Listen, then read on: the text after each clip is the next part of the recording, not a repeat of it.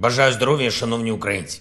Сьогодні в Україні ми відзначаємо професійний день наших воїнів-прикордонників. Вони дали перший бій окупанту на Сході, вони міцно тримають кордон від Волині до Харківщини, і вони обов'язково повернуться в усі пункти нашого державного кордону на Донбасі та в Криму. Обов'язково настане день, коли знову буде цілком звичною справою український прикордонний контроль для пасажирів в міжнародних аеропортах нашого Донецьку та Сімферополю.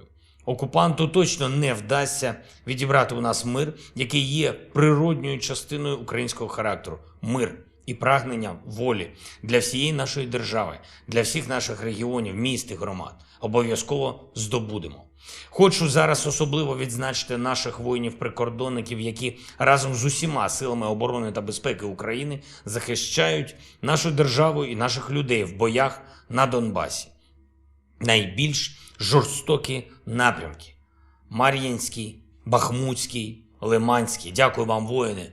Окремо відзначу бійців Луцького прикордонного загону, які боронять Авдіївський напрямок. Дуже потужно. Дякую вам.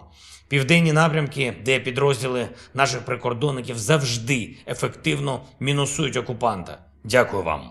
Дякую військовослужбовцям Харківського, Сумського та Чернігівського загонів, які захищають наш кордон із державою-терористом. Дякую усім, хто укріплює наш кордон на Волині, Рівненщині, Житомирщині, на Київщині.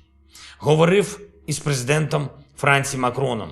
Як завжди, тривало і змістовно координуємо наші позиції, щоб дати ще більше сили нашим воїнам і щоб прискорити завершення війни нашою перемогою. Я вдячний Франції і Еммануелю особисто за підтримку нашої держави і наших людей. Зараз у цій розмові пан президент підтвердив для України постачання саме того, про що я звернувся у минулій розмові. Швидкість і конкретність реагування – це дуже важливо. Це те, що значно посилює наші можливості. Дякую за цей збройний пакет. Дуже важливо, щоб Росія отримувала постійно сильніші сигнали, що світ не пробачить жодного із проявів російського терору. І щоб якнайбільше глобальних гравців були абсолютно принциповими в дотриманні режиму санкцій проти Росії за терор. Я дякую кожному і кожній в світі, хто допомагає посилювати ізоляцію терористів і зупиняти будь-яке постачання терористам зброї, її компонентів, хто працює для блокування ВПК Росії і для посилення оборонних можливостей всієї Європи.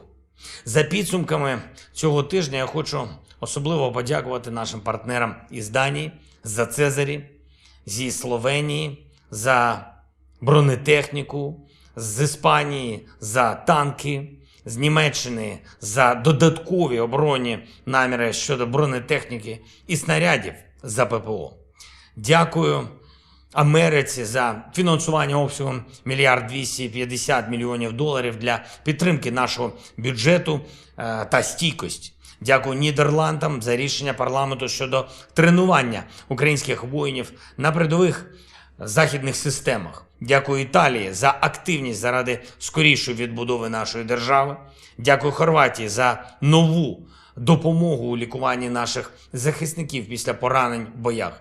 Обов'язково у максимальній єдності, зберігаючи максимальну принциповість для захисту наших спільних цінностей та максимально швидко виконуючи оборонні домовленості. Всі разом в Україні, в Європі, у світі зможемо не дати Росії затягнути війну і відновимо нормальний, справедливий мир.